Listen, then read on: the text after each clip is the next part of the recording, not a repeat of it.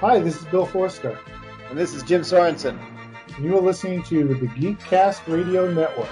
You're listening to All Things Transformers, version 2.0.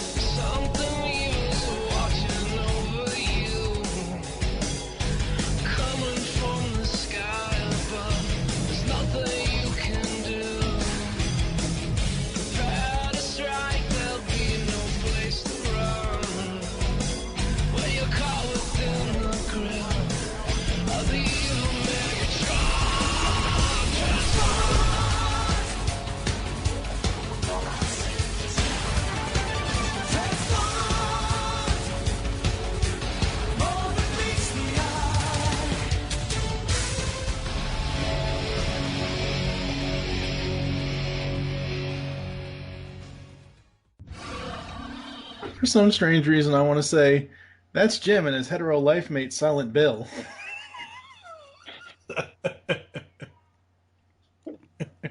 That's pretty much how it works, yeah. I'm extremely secure in my masculinity, so go on. Right ahead. I'm completely secure in my silentness. Yeah. Hello and welcome to All Things Transformers. I am one of your hosts, TFGN Joining me is PecanCtMichael. Hello. Hey, how's it going? It's going. And in this latest All Things Transformers /TFG1/TFG2 interview, we welcome the writers and artists Jim Sorensen and Bill Forster. Hey guys, how's it going? Hi, how are you? I thought this was great. Talks. You thought it was what? TED Talks. That was a TED. We're lacking the stage. Oh, okay. Yes. No staging. We don't have the big, huge TED stage here, although that would be cool. I actually do. Is this not a video interview? No, it's not. Damn it! I paid so much to rent this.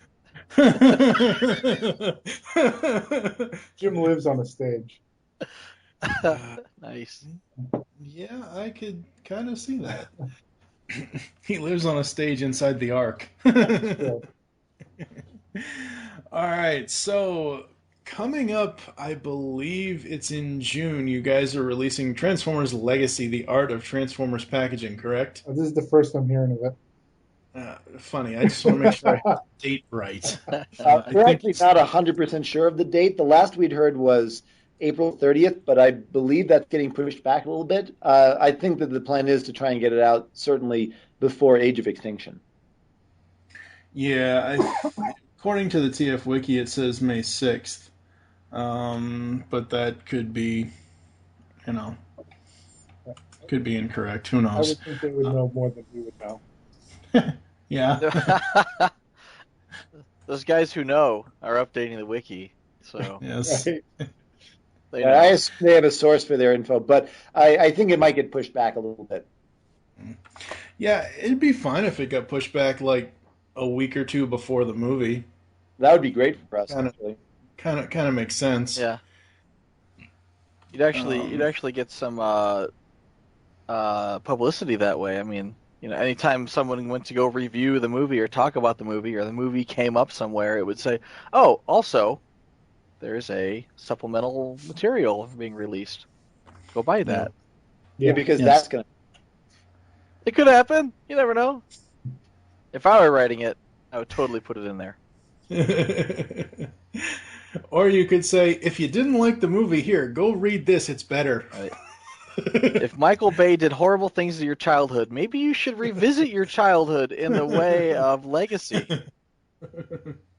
I got to say, I never quite understood the idea that Michael Bay is doing bad things to our childhood, in that, as far as I can tell, all the G1 stuff still exists and is still out there, and it's actually probably easier to find now than it was in, like, I don't know, 1997 or so. So I I can get people not enjoying it. I don't quite get the, that you're ruining my childhood. It's like, well, unless he has a time machine, I just don't quite see intellectually how he can do that. And I tend to think that if he did have a time machine, he'd probably use it for other things, like ruining Casablanca or something.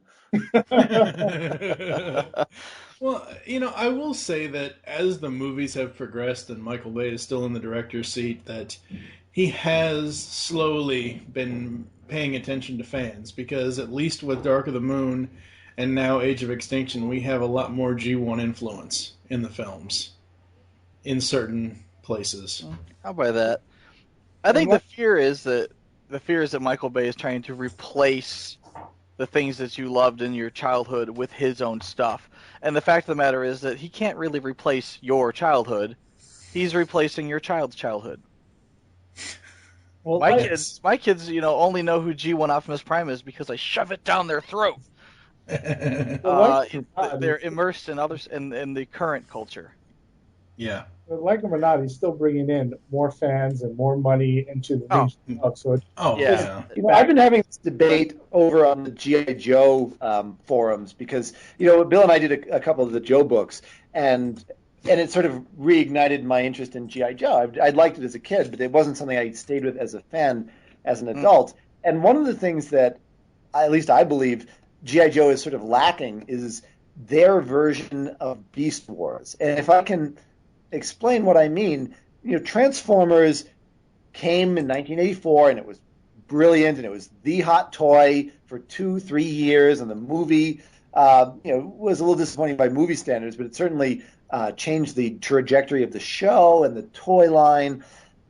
And it sort of faded away. It drifted into concepts like Pretenders and Action Masters, and then left U.S. shelves altogether. And Hasbro waited a couple of years and then tried to revive it under Generation 2. And I think as a toy line, from a fan perspective, it was actually very successful at reviving the toy line. It was quite good, I think, at taking some of the classic characters and reinventing them with much better toys, I think, objectively, than a lot of what we'd had in G1. But it wasn't a big commercial success, and it wasn't a big creative success in terms of there wasn't much fiction to support it. There was a little bit in the comic front. There was the TV show that was the old show repackaged. And then Beast Wars came along. And I have an article about this in the Transformers Collectors Club that's going to be out next month. But it sort of proved that Transformers could be not just Generation 1, not just cars and trucks versus jets and tape cassettes. It proved that it could not necessarily be Autobots and Decepticons. And I think it was so strong. It was such a strong toy line. It was such a strong cartoon. The characters were so vivid. The storylines were so well produced that I think despite itself, the sort of nascent Transformers fandom had to accept that this existed and was quite good and was a legitimate part of the Transformers franchise. And ever since then, Transformers has rebooted itself every 3 to 5 years or so, sometimes with a couple of soft reboots in between, sometimes not. And we as fans sort of have been conditioned to accept that Transformers can do that, can sometimes be very different, can sometimes be the mirror universe, can sometimes be based around minicons or the concept of power link, and can sometimes be Optimus as a young, inexperienced commander with a new art style. It can sometimes be very kid-focused. It can sometimes be very sort of adolescent-focused with lots of explosions and boobs. And they're all sort of valid expressions of the Transformers brand. And I think that Beast Wars really did that. And I think that Joe, which is where I started with this, for the most part, hasn't had that. If you want to get technical, it sort of has had that in that there was the 12-inch Joes for a long time, and then Hasbro reinvented it quite radically as the 3 3/4 inch line of Real American Hero. But I think since that, they haven't been able to. And I think it's because Real American Hero hasn't really had its Beast Wars. They've tried little reboots, things like G.I. Joe Extreme and Sigma 6 and even Renegades, but it's never really gotten that far away from the Real American Hero concept in a way that succeeded. And I think until they do, it's going to be hard, which is why on the G.I. Joe 50th anniversary this year, Hasbro isn't doing very much at all, whereas the Transformers 30th anniversary, they're celebrating with books and toys and media and even a gigantic tome of Transformers box art, which is what we're here to discuss. Yep. Yes. You see how I did that? I'm good. Yes. Came yes, right yes, around, you right are. back to the beginning. I was gonna say we should totally have Jim on our Transformers retrospective because he knows his Yeah. stuff better Yeah, we than we could. do. Let's talk about this after the show. Yes, yes. Like, say. So Yes.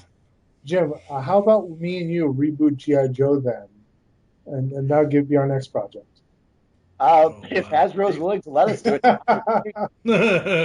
I We'll actually reboot- felt that reboot them as Back animals.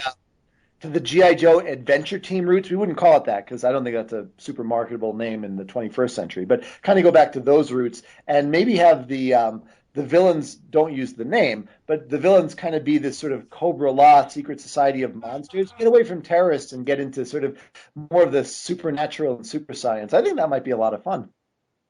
All right, let's do it. Okay. I would watch that. Yeah. There you go. You got to keep the tanks though. Tanks versus monsters would be cool. I think that, and I know this is pretty far afield from a Transformers book of box art, but to me, the core of what makes G.I. Joe is the idea of action figures interacting with vehicles. Because I think G.I. Joe's been many things over the years, but that's always been an important element, the important element. That's sort of what it's all about. And I think that the military theme stuff, the heavily military theme stuff, it hasn't been selling recently. And I don't think you necessarily have to be married to that. I think you might want to nod to the sort of concept and origins, but move away from it a little bit. Well, you know what was to blame for that is Obama's manless drones. Actually, I think that some of the most popular G.I. Joe vehicles were the ones that could never actually exist. Do you think so? Like what? Oh yeah, like Destro's Dominator. That was a fun one. You can never build that in real life, but it's And really cool. Sometimes G.I. Joe is very much about realistic vehicles, but sometimes it's very much about the sort of the fantasy and the sci-fi. I mean, there have been lines of G.I. Joe that have been about, the eco-warrior type stuff. There have been lines that have, they're fighting zombies in the club this year for the G.I. Joe Con, which I think is I do think zombies are quite overplayed, but in this context, I think it's a lot of fun. Well, the neat thing is though is during the same time that Transformers was having their G2, where everything was very strangely colored, Dayglow, if you will, G.I. Joe was having the same. I don't want to say the same design pattern, but they were also very Dayglow color and very different, and they were using different themes like. Let's try ninjas, or let's try Echo Warriors, or let's try, just different gimmicks. And now you see those coming full circle. Like, wow, what did they do? We got Echo Warriors. Well, what does Echo Warriors fight? Zombies. Sure, why not? Zombies are popular. Kind of makes sense. Yeah. I mean, I was honestly expecting something like Cobra Law to be vampires. And we'll have vampires. Sure, G.I. Joe versus vampires. That would rock. Yeah. Well, I kind of think that might be certainly a good direction to explore, even if only to just prove to you'd have to do it well. You'd need really good toys, and you'd need a really good show. Get like Marty Eisenberg to write it, because I think that guy kicks ass. And I thought Renegades was really good. Renegades might have been enough of a reboot if there was enough sort of momentum behind it. I would have really loved to have seen a second season of that, and I would have loved if the toys had been able to get out on shelves in time to sort of have the virtuous cycle: the toys supporting the show supporting the toys. But I mean, that was a fun concept. Yeah, but that didn't happen because of that movie. I don't. Any time a movie comes up, let's cancel everything else and promote the movie. Yeah, well, that's a shame, because I think G.I. Joe could handle 2 lines, one for collectors and one for movie. We see that time and time again with Transformers too. Not to be too cynical, but I'm not sure G.I. Joe can support 1 line right now, or at least Hasbro seems to have their counts. I feel that at least in that line and that franchise, I think they're kind of shooting themselves in the foot a little bit. But Well, they are, but let's face it, G.I. Joe are just the upgraded version of the old Green Army men we all grew up playing with. Uh, All right, let's get back to the questions here. Jim, where did you grow up? I grew up in North Babylon, New York. wow. I have no Sorry, idea it's that. not a very open-ended question. What about you, Bill? I grew up in Queens, New York, and then I moved out to Bayshore, Long Island, which is where I met Jim. We kind of grew up on the island together. Yeah, Oh, really? So you guys have been friends a long time. Since I was about 17 and he was 15, I believe. yeah, about that. Yeah, so over 20 years, I think. Yeah. Oh, yeah. Wow. Yeah. And That- just while we're on the subject, my wife, Ming Li, she's from Taiwan originally, but she grew up in Bayshore as well. Yeah, we actually went to the same high school, me and his wife. Oh, Cool. interesting. That's something I never knew. Here's a slightly funny story about that. I don't think Bill was there, but we had another friend whose sister was in the same class as Ming Li, my wife, and she was the valedictorian of her high school that year. So my friend actually, and I met her at college, so a few months after she gave her valedictorian speech. So actually, one of my best friends growing up had seen her and heard her give a speech about 4 months before I met her and started dating her. Ah, So that just must have been a nice icebreaker. good thing. He's like, "Oh, I remember her. Yeah, a quarter of her speech was in Chinese. I couldn't understand a word." Oh, that's That funny. must have been rough. So, when you guys were friends in high school, was that like your dream and aspiration to be writers or illustrators? Well, I think I always wanted to be an artist, and I eventually went to art school, and I wound up being the art director of a museum in New York. I don't know what Jim's goals were, but it wasn't really our plan to do books together now. No, and I got to say, the writing was something that came a little bit later. I was more interested in science when I was in high school and college. I studied applied mathematics, and I worked for years in consulting. Jim's like a super brain computer in a jar. Well, what had happened was I was always interested in Transformers, and I found the Transformers fan community online in about 94. Alt Toys Transformers was pretty much where all of it happened at the time. I mean, the web barely existed at the time. And I started conversing and eventually started contributing. I think the first sort of real contribution, aside from just debate, to the fan club was that not fan club, to the fandom, was that I cracked the Beast Wars language like a cryptoquote and figured out what all the symbols meant, and eventually posted that as TrueType fonts online. So that was about 1997, 98. Oh, that was you. That was me. Yeah. You could figure out what all the hidden messages were, and some of them were just things like shields are failing, and they would say shield failure. But then sometimes it would be, the computer saying it's been a long time since I've had sweet thistle pie, stuff like that.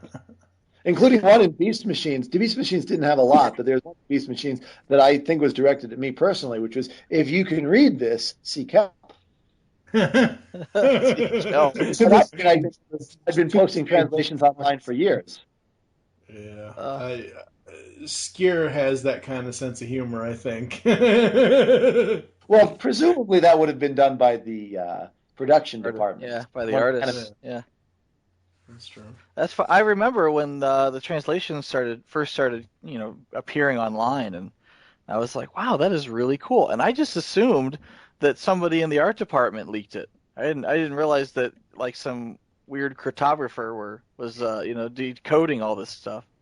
It's actually not that hard. And then the reason I mentioned shield failure was because that was the first sort of clue that something was going on with the language to me. I was watching the show. I had the laser disc. I picked them up in Japan. I was living in Japan at the time, and so I was able to freeze frame them and get them really quite clear. And very early episode, maybe 4 or 5, they're talking about shield failing, and there's 2 words flashing on the screen. And I said, I wonder if that's shield failure. And I just looked really quick, and it's like, okay, well, the third letter in shield is I, All right. Oh, look, that would be the I in failure. Okay, well, that actually tracks.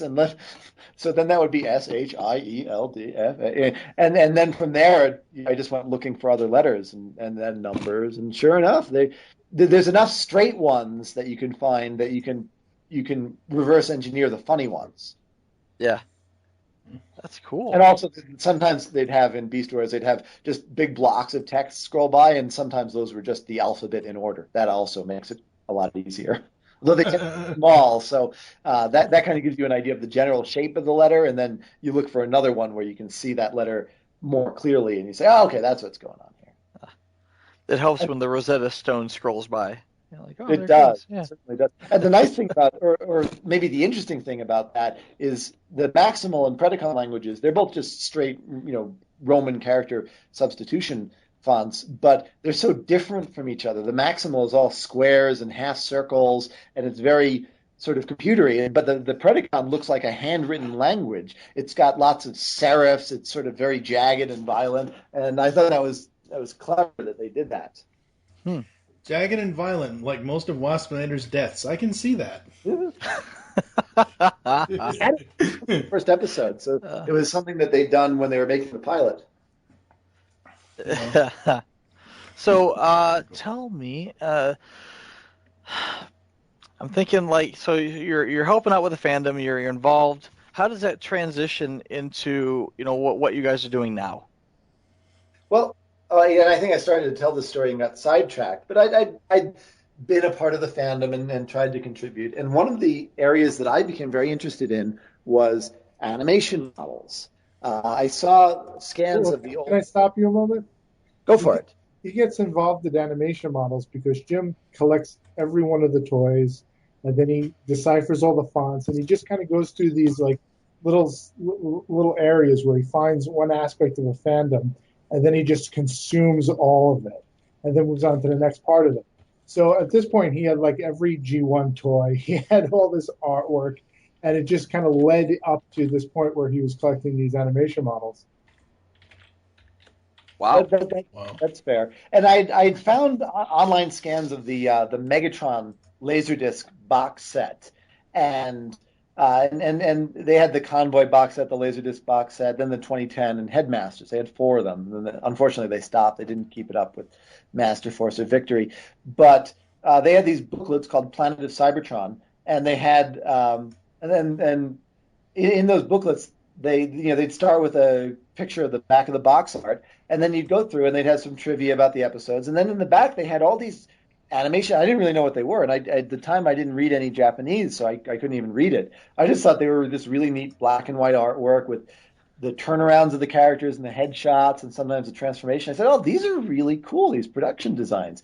Didn't know what they were, and I started trying to figure it out. And first I just looked for the other laser discs, and then eventually I was able to figure out enough to say, okay, well, that's what they are. They're the animation models.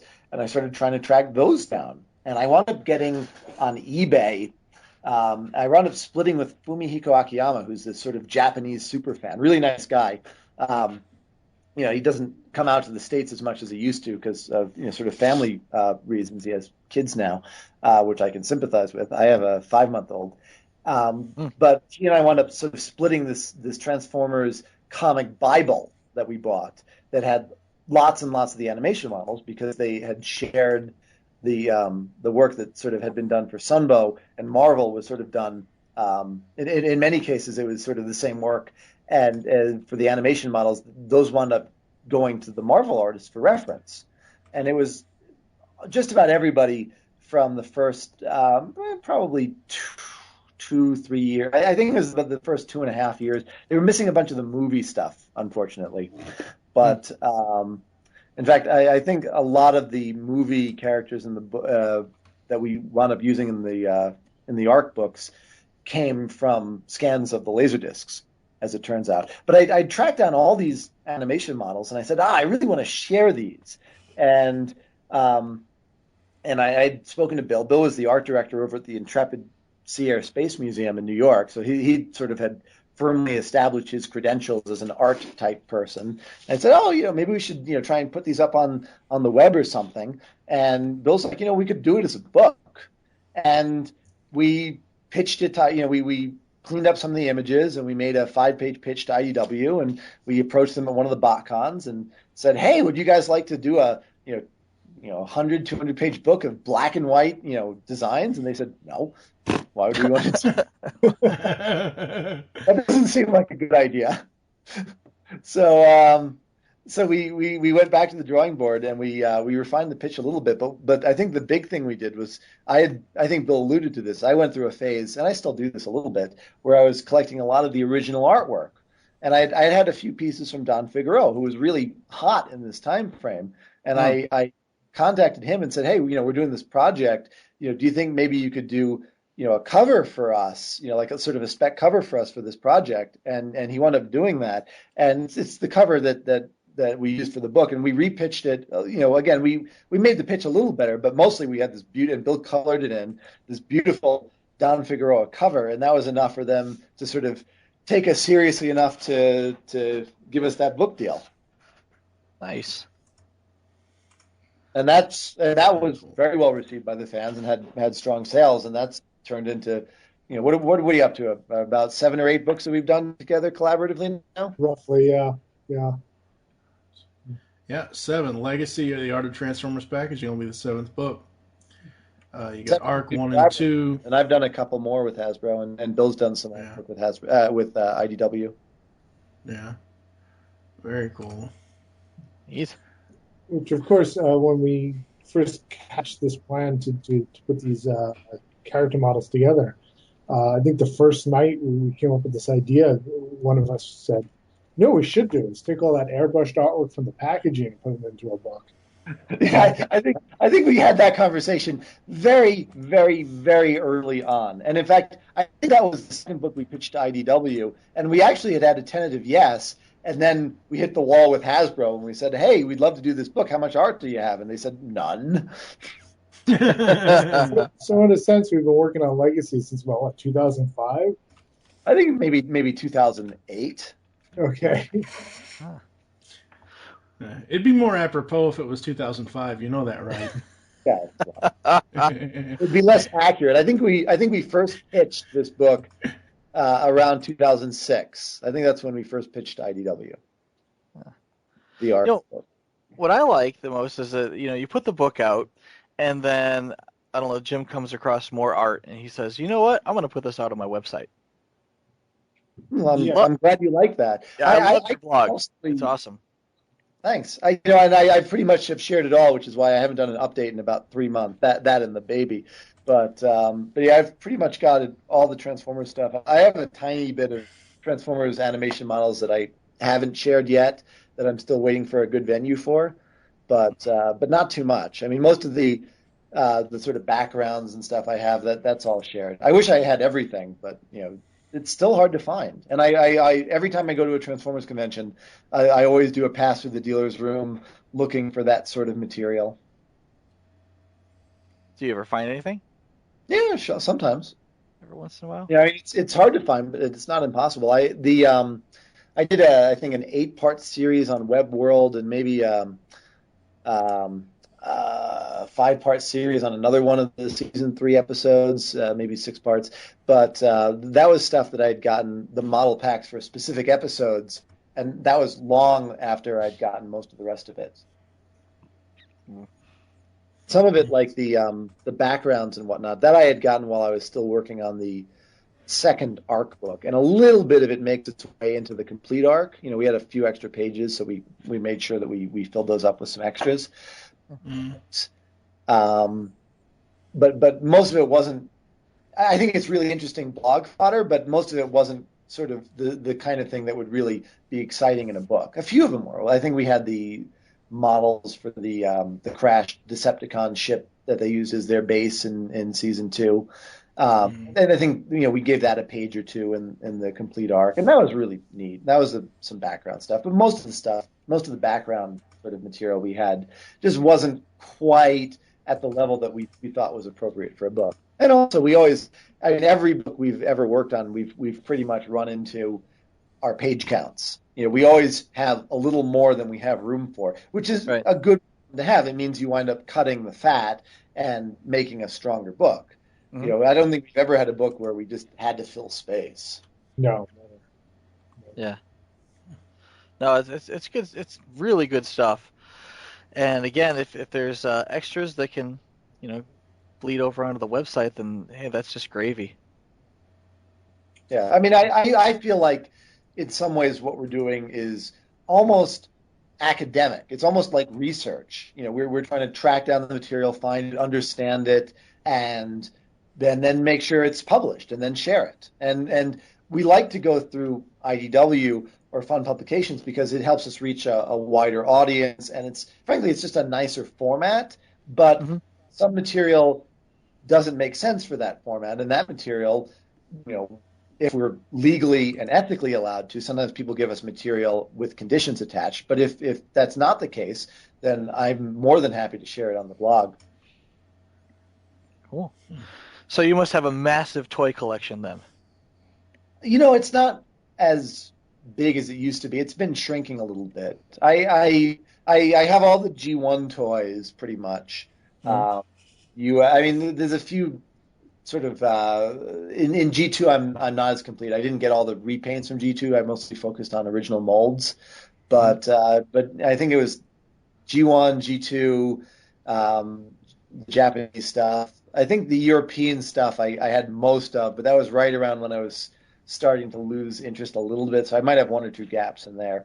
And then I think I have almost all the mini cons. There might be a couple of the sort of really hard to find ones from Japan that I was missing. But a lot of the other stuff I had collected, and then I said, yeah, I don't know, like Beast Wars. I was really into Beast Wars. I really like the toys. I still kind of do, but I only have finite space, so I think eventually those wound up on the chopping block. And I haven't been Huh. getting so many newer toys, even though they're quite nice.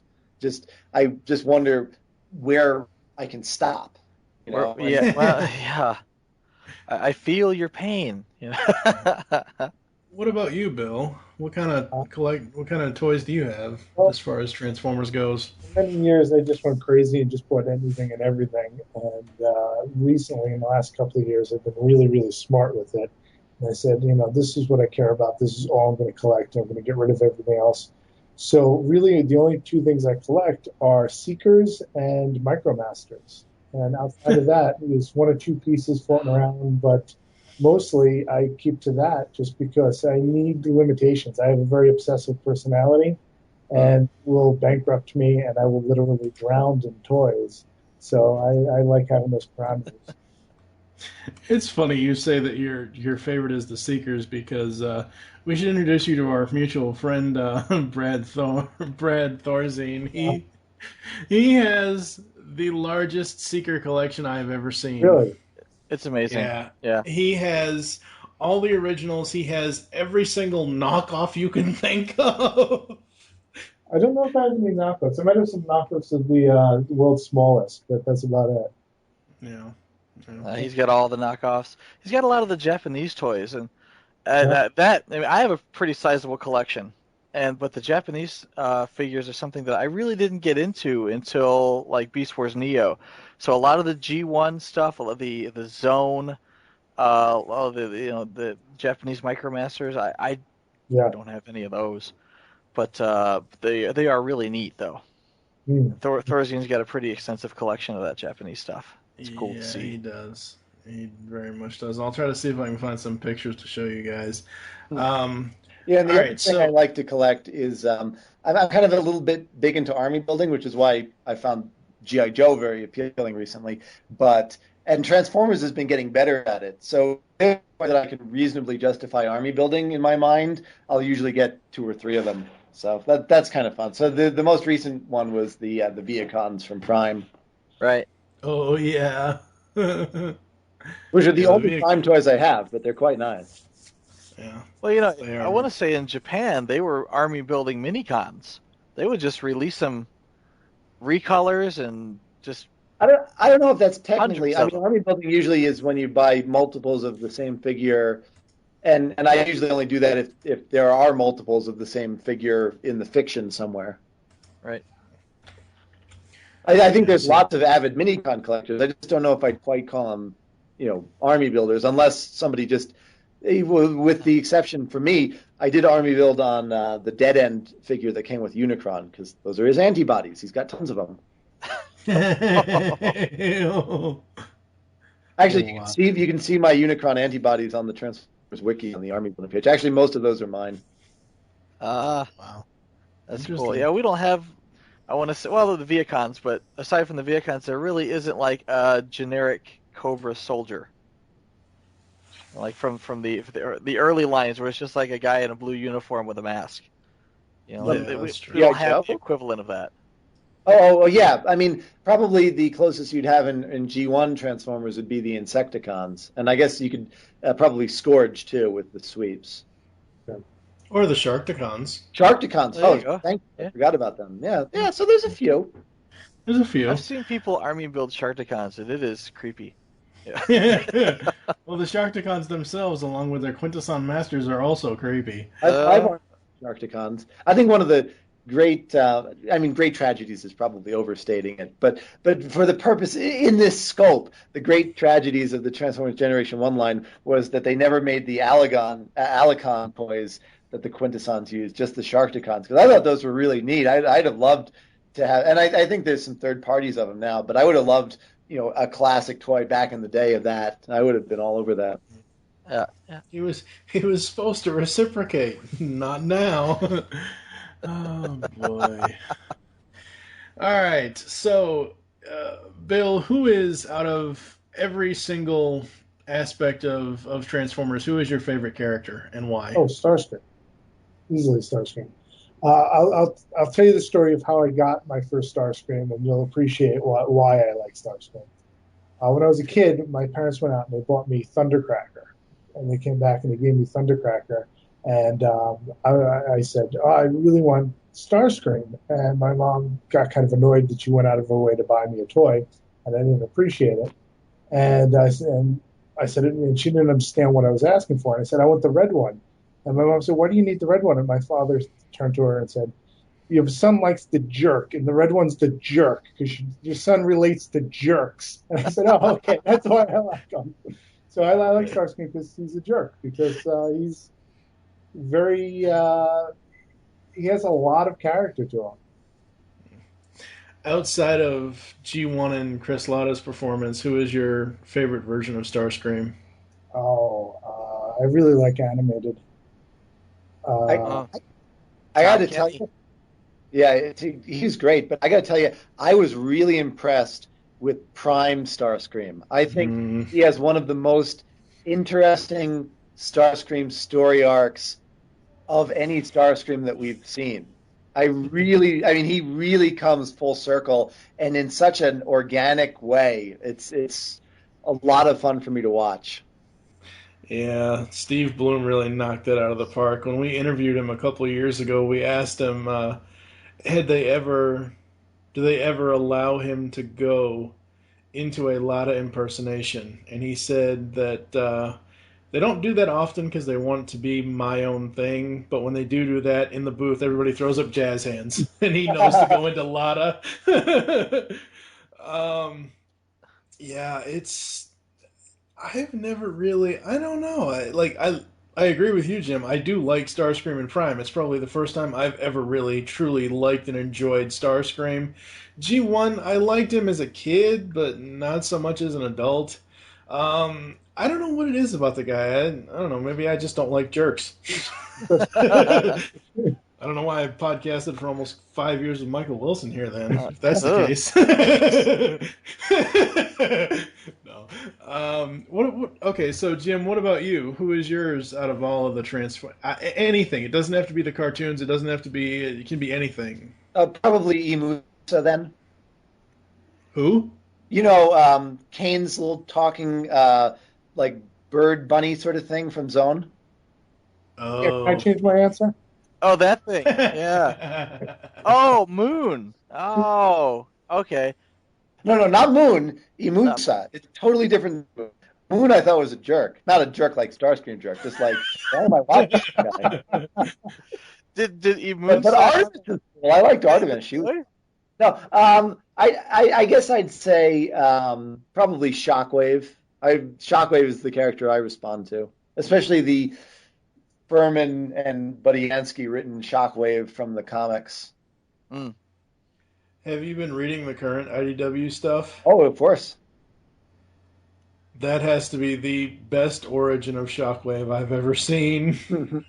Hey, spoilers. I haven't read the most recent I one. didn't say anything. Thanks a I lot. just said it's probably the best origin of Now, Shockwave I've ever now we know seen. that Shockwave has an origin. He didn't just like spring full grown from Zeus's brow or anything. Well, I mean, you mean like aside from like Senator Shockwave or? That's what I'm talking about. Okay, yeah, I read those. I thought Yeah, maybe you've like read at those. the end of Dark Cybertron they Oh no! revelation or something that I haven't I would gotten not. No! I'm talking about back when we find out Senator. Yeah. Right. No. Okay. Not Dark. Why would I spoil Dark No, Cybertron for you? Come on now. Honestly, I think a lot of the writing from IDW has really introduced some of the most inventive Transformers backstory stuff that I've ever seen. Like Emperata. It's like why do these weird Transformer guys have one big eye and claw hands? That makes absolutely no freaking sense. They made the reason for it, and it flows. It works perfectly. It's amazing. I think inventive is probably the exactly correct word. No, I don't mean that in a pejorative sense. I mean, Yeah. They're not constrained by preconceived notions, and they Right. go back and re-examine some of the fundamentals. Right. And I hate to go back to like the Dreamwave stuff, but back in the day, it was really cool to get G1 art because there wasn't any G1 art. It was like floating around. It was like this is amazing. It may be a little blocky, it may be a little too overly detailed, but it's G1 stuff. This is really cool. But the stories were awful. It was just they were just real. The writing was terrible. It was just I shouldn't say terrible. It was just more of the same. It was look, Autobots and Decepticons are fighting again. Okay, well that's great, but IDW has really shown us what can happen when you become inventive. This is like And Marty Eisenberg level inventive, I think that was baked into the DNA of IDW from the first or the 0th issue, if you will, because I think Furman, in rebooting the universe, really went back and put some thought into, well, why are they on Earth looking like cars, and the whole infiltration protocols and those sort of aspects of the stories. Even those, I think, are very inventive and quite a big, if subtle, departure from what had gone before. And I rather enjoyed that. Mm. Yeah, I jumped on board with More Than Meets the Eye. I was like, okay, Rodimus I know, Ultra Magnus I know, everybody else I'll learn about, and hey, we're not just going to stay on a dying planet, we're going to just leave. This is the best thing James Roberts could have ever done to those characters is make them leave. and then make everyone think they were dead. Yeah. Well, honestly, the writing there, it's one thing to say, yeah, they're all going to go on a quest, but the intrapersonal, the bickering, the witty banter going on is amazing. The writing is, I can't tell you how much I love this stuff. I think in order for it to be intrapersonal, it would have to be like a headmaster arguing with himself. I think they've done that. Yeah. Okay. All right, so let's go behind the scenes a little bit. Now, be honest. Have you ever called up or called upon one of the voice actors to name a line of dialogue from one of the books? No. Yeah, no. That question, I don't know. I mean, you got to remember, we mostly do art books. Right, but, with Allspark Almanac, that was story-driven. And we interviewed a lot of voice actors for Allspark. Oh, and I interviewed. We got to speak to all of the main voice actors and some of the guys playing secondary characters in animated, but I don't think it ever occurred to me to have them go through the lines that we'd written. Oh, no. What I'm saying is more like, you might see a line from Starscream in animated and you might not get it translated so well, and like you would ask them, is this the way that you would say it in that voice? That kind of thing. Oh, not to the voice actors, but Marty Eisenberg and Matt Youngberg and Derek Wyatt went through every. I mean, they had full drafts of each of those books, and they gave us their notes and feedback. And especially on the first one, Marty. I mean, they all did, but I think Marty especially had quite a bit of feedback for us. Yeah. So if the voices are ringing true, it's because we had help from the writers and then the artists and creators responsible, but not as much the voice actors. Partially just because the voice actors, we tended to do half-hour interviews that were sort of very scheduled, whereas we had a much more back and forth relationship going on with Matt and Marty and Derek. I remember us getting a note back from Marty at one point where we had Optimus Prime use a certain word, and he said Optimus Prime would never use Yiddish. Do you remember that? Yeah, I think so. The note that stuck with me was about Lugnut, and he'd circled our Lugnut dialogue, and he said, it's close, but it needs... He has to work in a praise for Megatron, even if he's not talking about Megatron, because that's how he thinks. So we said, okay, we can do that. So even if I don't remember off the top of my head which characters Lugnut speaks on, but if Lugnut is talking about Swindle, he still has to do it in a way where he's giving glory and respect to Megatron. He's praising Megatron. If I remember right, back when the Allspark Almanac came out, we spoke with, I think we had an interview with it was Derek Wyatt. Wyatt. It was with Jim. Yeah, and he was Derek Wyatt. Oh, we did talk to Derek Wyatt. Did we? Yeah, but I didn't speak with Jim. I thought we spoke with Derek Wyatt around the time. Yeah. Yeah, and anyway, he was telling us about how he was collaborating with you guys. Yeah, I mean, I think he more than Matt and Marty had their input, and it was invaluable, and we definitely appreciated it. But I think Derek was the one who really, spent lots and lots of time with us on those books. Would you agree, Bill? I would definitely agree. We'd go up to his office, and we spent a great deal of time going over things, and he very much holds it very close to his heart. Wow. See, that would be awesome. I don't think I've ever... He's a lot of fun. I mean, you interviewed him, so you know.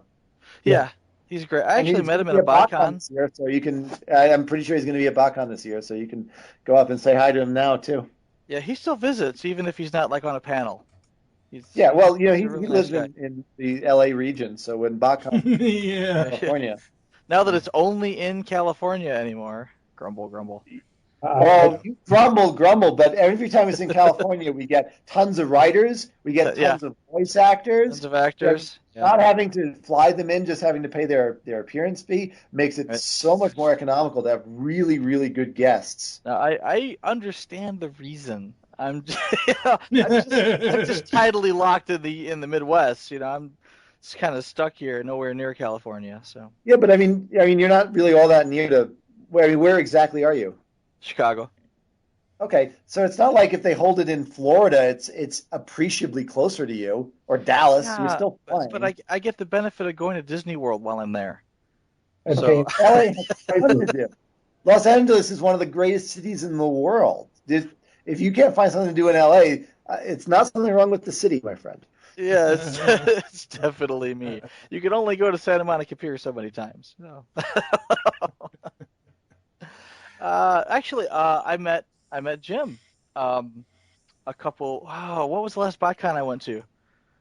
Was it 2010? It was weird too because we would just happen to be standing next to each other at a table, and you were looking at something, and I was looking at something, and we ended up talking.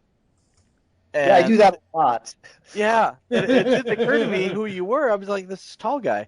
But and after the fact, when I saw your name tag, I was like, holy crap, that was Jim Sorensen. Shit, I could have asked him all these things, and I had no idea that was him. Well, I made it easier to find me because for the past 3 or so years, I've been walking around with a cowboy hat on, so it's not hard to find me at cons anymore. Not that it was ever that hard, but now it's like you can spot me from across the room. So anybody who wants to come up and ask me a question or chat with me or something, just feel free. And by the way, this is only partially an affectation. Partially it's for health reasons. My doctor told me to start wearing hats when I had a few not so great cells on the bridge of my nose. So I actually have a medical excuse for my affectation. There you go. But cowboy hat, that was my choice. You could just tell people that you were copying Scott McNeil, and everybody would be cool with it. I don't actually want to be I mean, Scott McNeil is awesome, but I feel like a little weird if I'm just like emulating him. Oh, I wouldn't. Good to know. Yeah, I mean, you could do worse than try to be like Scott McNeil, I guess. I suppose. That's true. Yeah. Anyway, but yeah, no, that was very cool, and I never got a chance to say, "Hey, it was cool to talk with you." But it was just just did. Yeah, it was just kind of this weird thing. I'm a legitimately friendly person, and I love going to cons and striking up conversations with random people. So. What about you, Bill? How was your con experience? I enjoy going to cons. I'm just not as social as Jim, which I'm sure you've picked up on by this conversation. But I tend to be a little quieter, so I'm usually about 10 feet behind Jim, just minding my own business. but Actually, I'm the guy Bill comes into his own where Bill comes into his own at the cons, I think, is in the bar scene afterwards. I mean, I enjoy it, but I think Bill really flourishes there, and that's where he sort of opens up and gets a chance to chat with the fans and creators. Oh yeah, if I'm drunk, then yeah, absolutely. There you go. Wow. It's like, hey, look, it's Bill singing karaoke. Awesome. I don't know if that's ever gonna happen. Oh. Now all I can imagine with the two of you is Jim is Scott Farkas and Bill is the other kid. We had somebody point out to us that our personalities are very much like Tigger and Eeyore. Eeyore. I think that's pretty accurate. You could do worse than Peter Cullen. Yeah, right, sure. Thanks for noticing me. I was at the BotCon where he announced that he was no longer Eeyore, and everybody was like, "Oh," and he's like, "Thanks for noticing me." He's like, "I've just been told I'm no longer Eeyore." It's like, oh, wow, that's terrible. I mean, why? How did you get rid of him? Yeah, I don't know. Why? I mean, honestly, it's like if it ain't broke, don't fix it. So, Bill, you want to tell us about your television debut and the fact that you have an official Hasbro licensed tattoo on your body? I think it might be the only official Hasbro licensed trans. The story goes, I forget when it was, but quite a few years ago, I was on a website or a forum or something, and I was talking to somebody about getting a Transformers tattoo. And I think it was a tattoo forum. And somebody contacted me and said, you should fill out this form for LA Inc., which is this reality show where they give you tattoos, which I was familiar with. So I went and I filled out the form. And like a year later, they came back to me and they said, what Transformer? Can you send us an image? Can you tell us anything about this? So by then, we were working on the second ARC book. So I sent them Nick Roche's cover that Josh Bertram colored of Victory Leo. And I said, yeah, I'm interested in getting this done. And they wrote me back and said, well, can you get Hasbro to approve this? And I said, I don't know. How the hell do I do that? So I contacted IDW, who contacted Hasbro, who contacted me, and it went back and forth and back and forth and back and forth. And they had to draw up a licensing agreement, and they had to speak to a bunch of lawyers. But eventually they got back to me and they said, yes, you can do it. And I contacted LA Inc. and I said, yes, I can do it. And they said, well, it's too late. So I said, oh, okay. So close to a year goes by, and they start filming for the following season. And they contacted me and said, can we do it now? So Hasbro agreed, and I went down there and I did like a screen test. And believe it or not, they actually liked me. So they said, okay, we're going to do it on the show. And we're going to tattoo your chest on the show. So come down a certain day, and I come down on a certain day, and they introduce me to everybody, and then they have me walk outside the building and then pretend to walk in and meet everybody on camera. Right. And for the, I don't know, 6 or 7 minutes I'm on screen, I was actually sitting in that chair I was actually there all day, but I was in that chair for about 6 hours getting that tattoo. Wow. So that had to hurt. It took a long time. Yeah, what they would do is they put rubber bands on the machine so it would lower the sound of the machine, and he would like almost kind of just like fill in areas and talk to me, and then they say, okay, we're turning the cameras off, and then they turn the cameras off, and the machines would get louder, and I'd go, oh my God, my chest! Ah! So, Don't weep openly while the cameras are on, please. Yeah, then they would go, okay, we're turning the cameras back on, and I would just kind of like get my composure, you know. So what got me about it is they interviewed me beforehand, and they asked me a bunch of Transformers questions, and I answered as nerdy as possible, and I'm dropping names, and I'm giving them references, and I'm telling them stories and all this other stuff. And apparently it was too nerdy for them, so when it aired, they had cut down all my dialogue so that questions like, why did you choose this Transformer? Instead of the long-winded answer I gave, just came out like, well, he's a robot. And just kind of came off as me being a dumbass. But ultimately, it was a fun experience. Painful experience, but a fun experience. Yeah, well, it gets you on TV. There you go. Yeah, I get recognized for it every once in a while, still to this day. Wow. I think it's kind of bizarre that Bill actually has a licensed tattoo, because I've never heard of that before. And I don't know if you've seen the tattoo, but it's giant. It's on my chest, and it's bright orange. So my girlfriend loves it.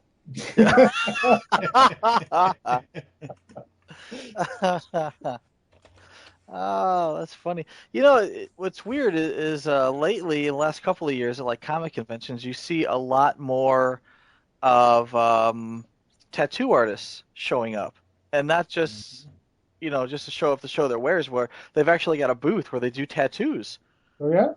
Oh well, in Chicago at least. Oh, I don't much of that, but that's great. That's cool.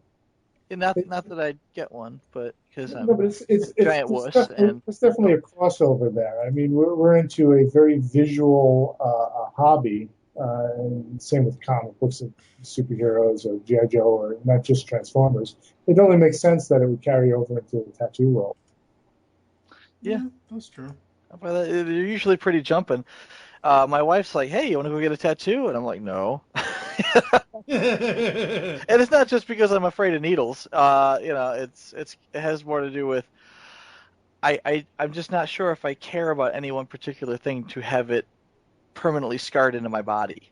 I think you got to be of a certain mindset to get one. Yeah, I just think it's either part of your personality or it's not part of your personality. I think I'm unique enough. Yeah. For me, I don't think so. I need to advertise. Yeah, you can't. Oh you can't God! throw a rock. I can just see Bill now with his right arm sleeve. Transformers Legacy. Go buy it now. Coming down his entire arm. That would, honestly though, I think if I had 7 Transformers books under my belt, I would probably have the the covers blended in, on a sleeve. How cool would that be? There's an idea for you. Yeah, maybe I should. I gotta go back to run that one by Jill. What's that? I said, run that one by Jill. See what she says. They're just expensive. Tattoos are pricey. Yeah. Oh yeah. Especially if you want to do one. Yeah. A couple $1,000 on that sleeve.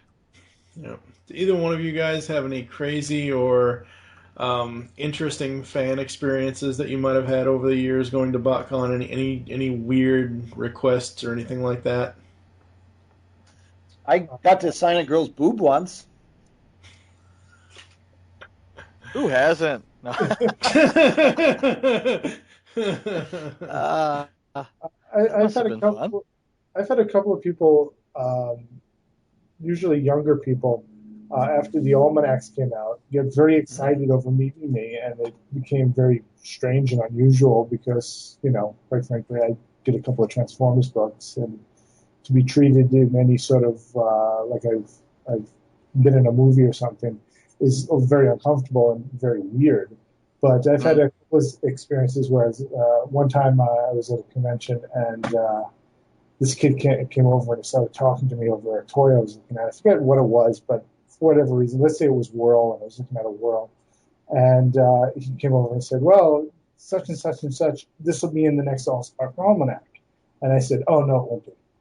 And he said, how do you know? I said, because I wrote them. And the kid reaches up and grabs my name badge, which was turned up backwards, and he turns it around and sees my name, and he just flips out on me. Oh my God, I have so much questions. I have to ask you this, I have to ask you that.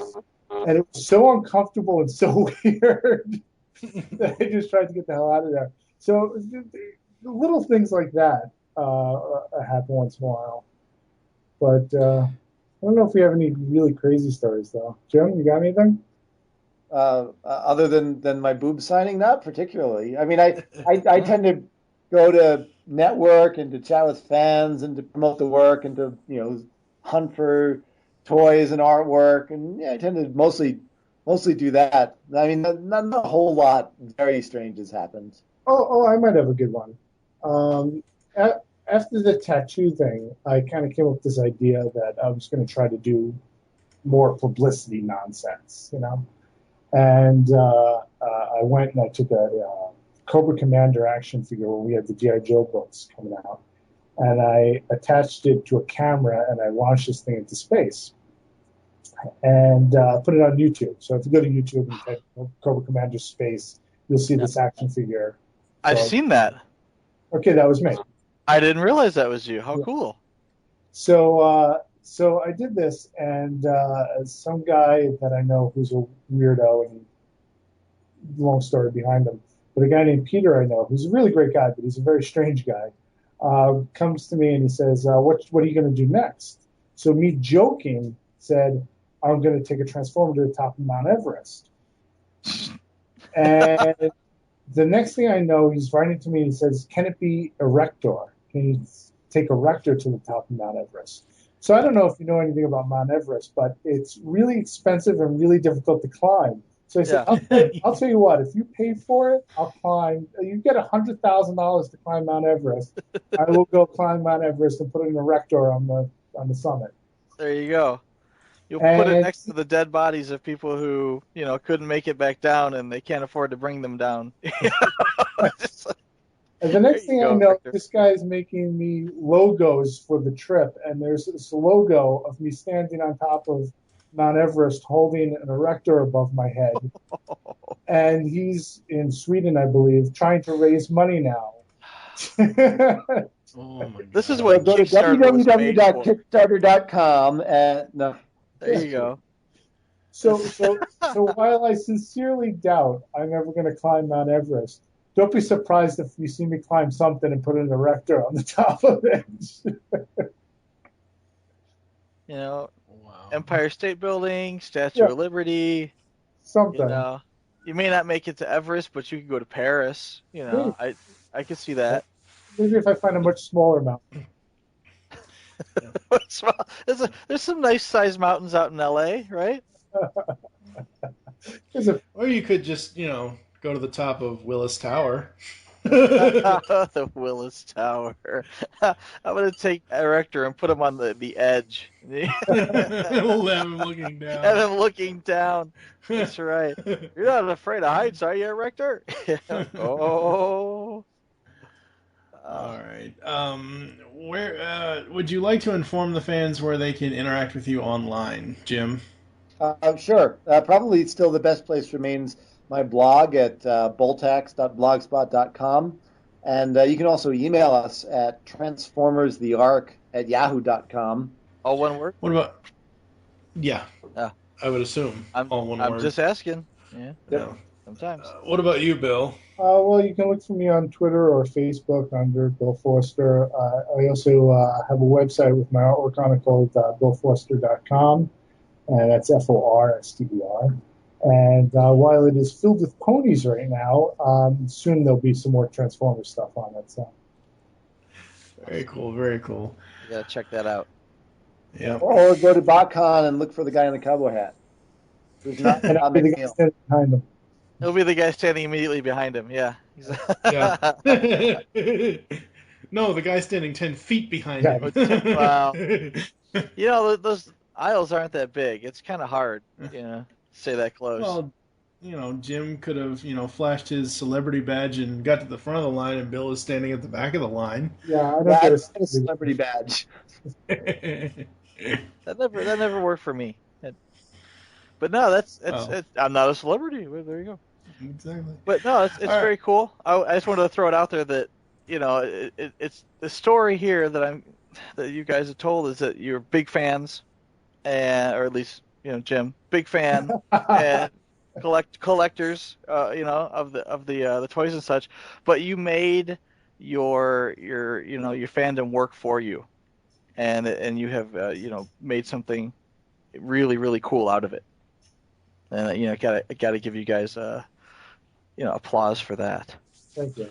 Oh yeah, I mean 7 amazing art books. Yeah. That's just awesome. Really, really is. And what I was saying earlier about the voices and stuff. Like every time I read the Allspark Almanacs, I can hear the characters in my head as I'm reading those stories. I'm like, I can hear Sentinel pontificating as he always does.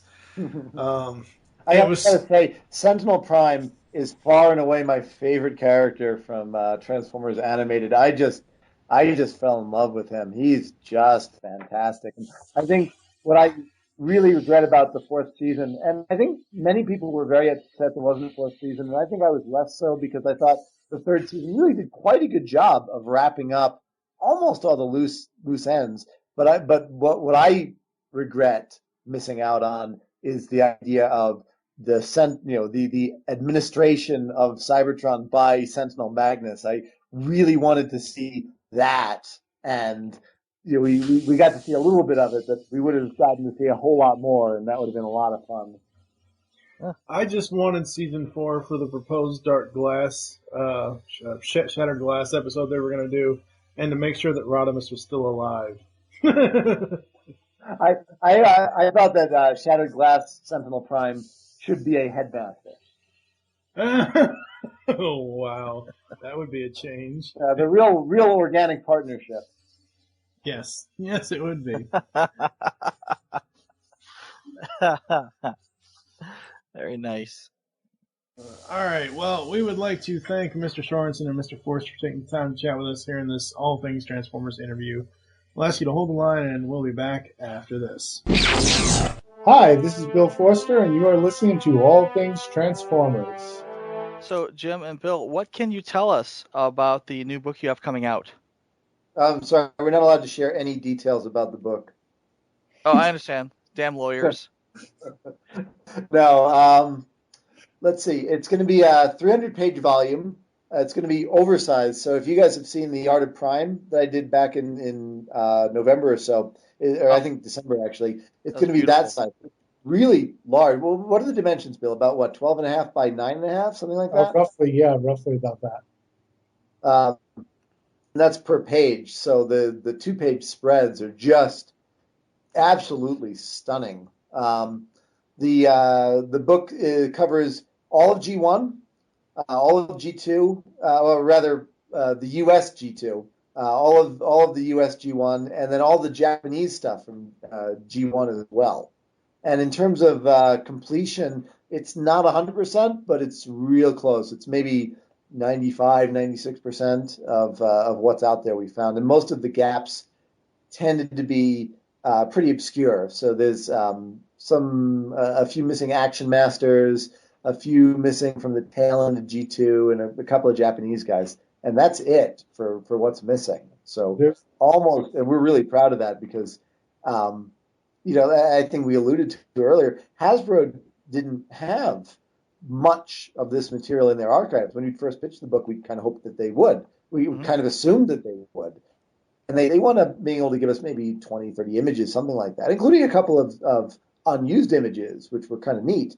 But they were missing a lot of just the core characters. So when we first pitched the book, we were working from scans from laser discs and things like that. And over the course of putting it together, we'd spent a couple of years on it, I think, off and on the back burner. But over the course of putting it together, we wound up finding fans and collectors and some professionals, some of the original artists that had worked on it, that had a few pieces here, a few pieces there, and also working with Takara through their design firm, which is called Part One. They do all the eHobby exclusives, and with combining all those different sources into something where we have virtually everything, and we almost never were able to work from a box scan. So these are scans from original artwork, scans from first generation transparencies, chromolins, scans from first generation photo negatives, that sort of thing. So the artwork is just amazingly crystal clear. There's no print artifacts. None of the character bits are cut off by anything. I mean, if you look at the actual package art, a lot of the time somebody's foot gets covered, somebody's arm runs off the page, and that just doesn't happen in this book. And I think we're really proud that we were able to find so many high quality sources. That sounds fantastic. So, I mean, I haven't seen previews yet of the art, but what's the format in? I mean, is it like is it just the picture of the character as appeared on the box, or is it like a picture of the box, or I've seen the boxes folded flat so you can see like the sides, things like that. I mean, what does it look like in the actual print? It's the image itself in its entirety. It's like Jim was saying, it's not scanned from any boxes or anything, so it doesn't have the background of the box. However, we did do some backgrounds to it that kind of represent the box art and kind of give homage to that time period in the toy's history. However, some of the images might share a page with another character. Other images might stand alone.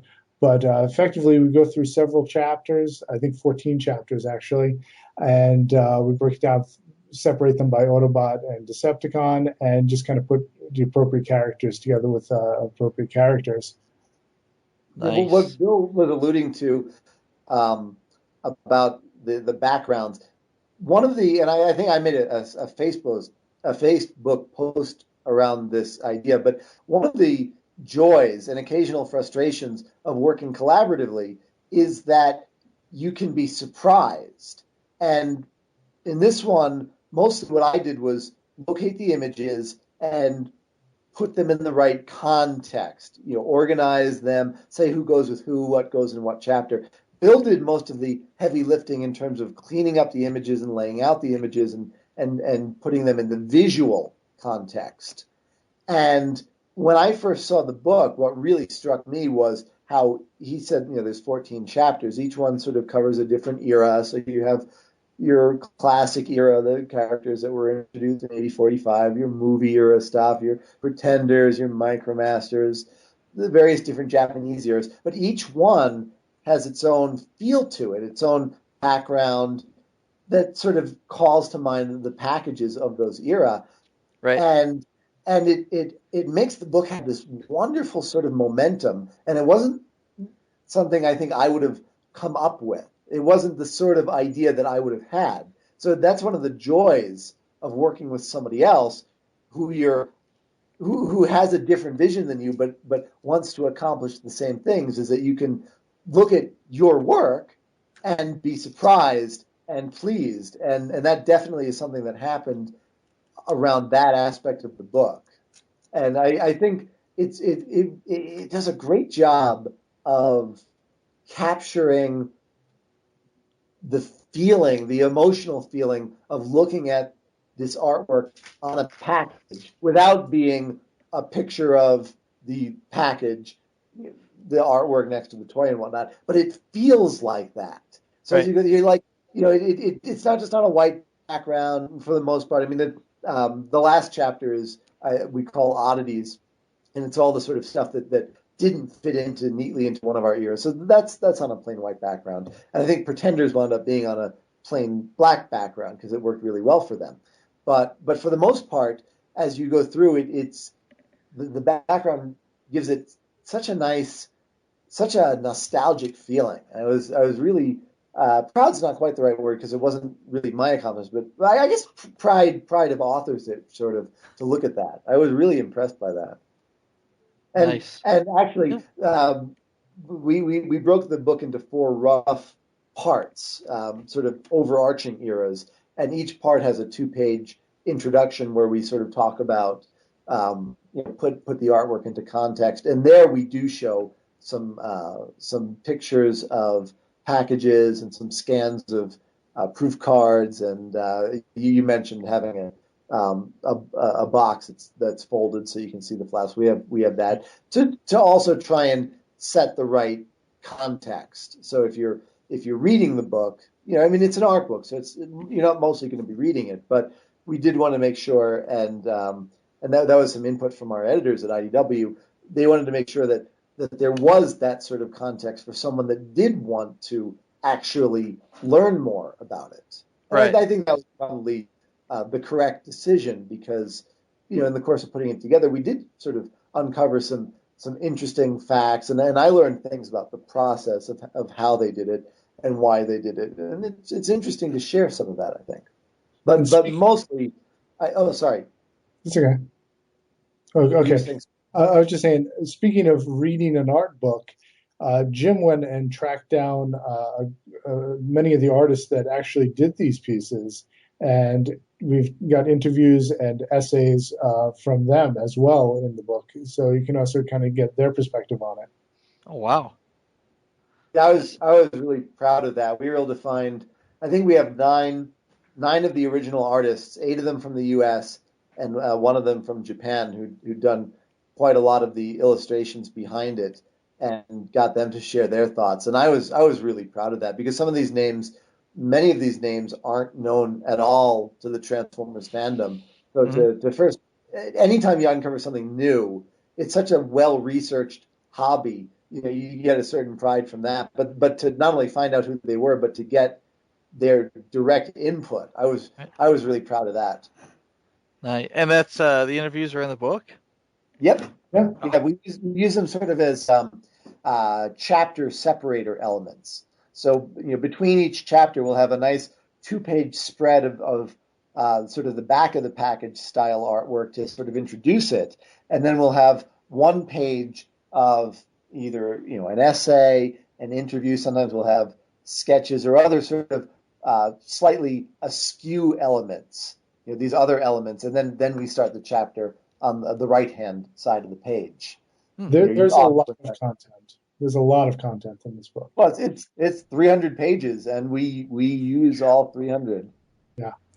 So what you're saying is these interviews are kind of like what you guys did with the Allspark Almanac, where you would have like Yatter and all these other little interesting things, but in this case, it's the interviews from these artists. That's really cool. That is an interesting way to separate the chapters. I thought so. And it gives it a visual break because the book is busy is not quite the right word, but the book has a lot. It's dense. That's the word. There's a lot going on in the book. I mean, the essays tend to be on a plain white background, so it sort of gives your eye a bit of a break as you're going through this. Nice. Yeah. And it cleans your palate for the next chapter. Yeah, that's always good. Yeah. Anything else we want to bring up about the book? We could probably talk about the book for hours and hours and hours. Yeah. No spoilers. It's hard to spoil an art book because no matter how much we talk about an image, unless you're actually looking at it. Yeah. Well, one of the things I thought was neat was, we have 12 chapters where we go through the era of the various eras of artwork that was published. like I said, all of G1, all of G2, from the US, and then the Japanese material. We couldn't really find, we had a little bit from the UK, but not a lot, not enough to warrant its own chapter. But the last two chapters, I mentioned that the last one, 14, is oddities, and there's a lot of neat stuff in there. But things like the UK artworks, a little bit of artwork from Diaclone and Microchange, some of the variants that had been used, some of the 2-page spreads, some art from Japan. So all that stuff is kind of neat, a little bit of catalog artwork. But the 13th chapter is unused artwork. And that was stuff that was produced for the G1 or the G2 lines, but not actually used in a toy that came out. And that winds up being, a good, I want to say, maybe 12 to 15-page chapter of artwork that wasn't used. And I thought that was just the neatest thing, to go through. I mean, a lot of it's from G2 because there were various toys that were developed for G2 and almost came out but didn't quite. So things like Decepticons and new color variants of the jets and the Diaclone cars and the Dinobots. But there's also some stuff from G1 that had come out, like on the Micromaster Battlefield headquarters from 1990. On the front of the package, you have the nice used picture of the truck sort of rolling with the two Micromasters in it. But if you look really, really carefully on the back of the package, you'll see that they have the headshots of Full Barrel and Overflow, the two Micromasters that came with it. And they're not the same as the headshots that were used in the artwork of the truck, of them driving the truck. And we actually, in the course of putting this together, this is something that Rick Alvarez, who'd worked at Hasbro at the time, had dug up for us, found the actual full-bodied illustrations of these two Micromasters that all you ever see in the package is their heads, but we have the whole thing. And it's elements like that I just think are that really help kind of push the book over the edge. I mean, it's already a very, I mean, people love this style of artwork. I love this style of artwork. I really respond to it emotionally. So it's neat just to have, if all we had was 95% of this artwork in one place, that would be an accomplishment. But to also have stuff that was made in the 80s and in the 90s that was never used, stuff like the Full Barrel and Overflow bodies, stuff like a potential U.S. release of Multiforce, stuff like the unreleased GoBots from G2, or the stuff that eventually got released as Spy Changers, but not for years and years and years, part of the Robots in Disguise line years later. Right. That sort of material. I mean, I'm just incredibly proud to have found that, and I think it really makes the book feel special. Because a lot of the stuff I can guarantee you've never seen before because nobody's ever seen it before.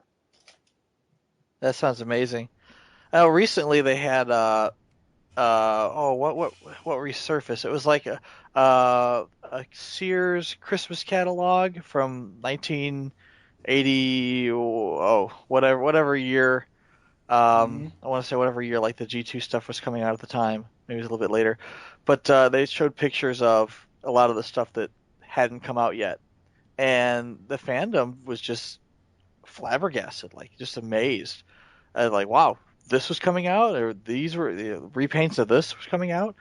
So I can only imagine what people are going to say when they get a hold of your book. Oh, yeah. Yeah, it's going to be pretty epic. Yes, looking forward to it. I'm looking forward to the reaction, certainly. Yeah. One of the great joys of doing these books is to read the reviews on Amazon, to look at the forum posts about the book, and to be asked questions about it.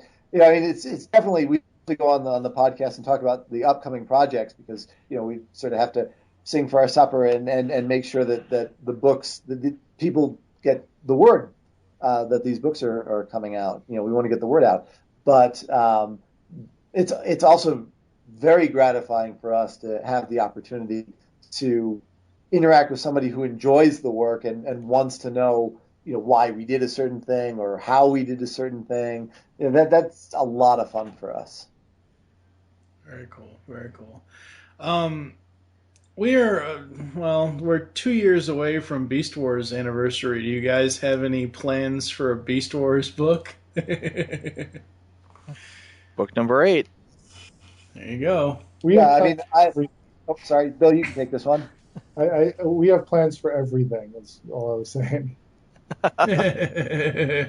Yeah, I mean, if you've had an idea for a Transformers art book, there's a pretty decent chance that we've at some point or other at least mentioned it to IDW.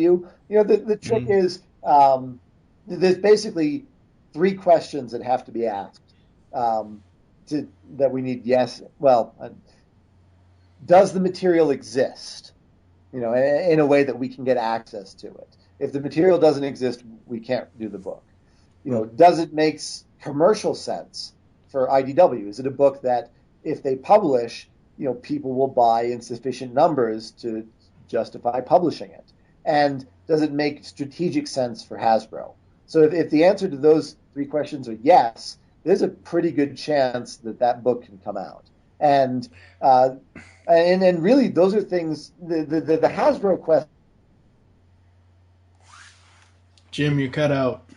I think what he's saying is, over time, the answer to those 3 questions changes. You know, if we pitched something 2 years ago, it might be different this year, and it might be different 2 years from now. So 2 years from now, when we're looking at the anniversary of Beast Wars, who knows where we'll be? Certainly, we'll be there pitching the idea. But it's always a matter of what we can and can't do through IDW. Right. Yeah. I personally would love to see a Beast Machines art book. I love Beast Machines. I think a lot of the Beast Machines art would end up being, I don't want to say scans from the TV show, but I mean, if the original art, the original CGI art could be dug up, then that would be interesting. Package art would be interesting, but specifically now, I think we're seeing more Beast Wars stuff show up in the toy line. You've got a Rat Trap coming out, you got Tankor coming out. That's because they got shoehorned into the comic. Well, I still have no. I have to go back. I have to go back and read Dark Cybertron to figure out how the hell Waspinator, Rat Trap, and Tankor fit into Dark Cybertron. I still do not get it. Do you think they showed up in the comic because there's a toy coming out, or do you think the toy coming out precipitated them showing up in the comic? Probably both. You know, these toys are on the drawing board years in advance. Yeah. Jim, what were you going to say? Well, I tend to think that you might be confusing cause and effect. I tend to think that if the toys are showing up in the comic, it's because the toy is coming out. Yeah, that's true. At least in those cases. There are definitely cases of a character becomes popular in a comic or on a TV show and therefore gets a toy, but the lag time, does tend to be a couple of years. And 9 times out of 10, the toy is going to be making more money than the comic is, so that's what's going to drive it. Yeah, that's true. Mm-hmm. All right. Well, we appreciate you guys taking the time to talk with us, and we will catch you later. Thank you very much. Thanks, guys. One more time! All hail Starscream! This is going to be juicy. All right, there you go, folks. The interview with Jim Sorensen and Bill Forster. It was amazing talking to those guys. It was a lot of fun. It was great fun. Now, like I said, Jim, I know of Jim. I've spoken with him. Did not know of Bill. And I'm really happy that I got a chance to talk with him. And, I hit him up on Facebook. Very cool, very cool. Very nice guy. Yeah, very, very awesome. The funny thing is, when I searched when I was looking at the TF Wiki for both of them, because that's the best place that I could find for their actual information, because they're not on Wiki as far as I can tell. Mm-hmm. The link that I found with Bill's tattoo actually goes back to Jim's blog, Disciples of Baltax. That was a link you sent. Yeah. You'll have to put that link online too. Oh yeah, I will most definitely put it in the post. Yeah. Or we could just do a Google search for Baltax. Tattoo. All right, well, that's going to do it with this second interview for TFG1, All Things Transformers, all that good stuff. Second interview of the year so far. First time around, we talked with Abby Collins, so that was really, really awesome, talking to Starscream's daughter. Oh. Yeah, you missed out on that one. Yeah, that sounds like a good time. Yeah, no, it was hilarious. It was awesome. She told us stories of how basically Cobra Commander and Starscream were every time that her dad was going to discipline the kids. Oh, you're kidding. No, you'll have to listen That must have been hell growing up. Can't imagine that. All right. Well, thank you for listening to the TFG1 podcast, All Things Transformers interview of Jim Sorensen and Bill Forster. Be sure to check out Transformers Legacy, the art of Transformers toy packaging, coming out soon from IDW Publishing. And we will catch you next time. Transform and roll out. I love when a plan comes together.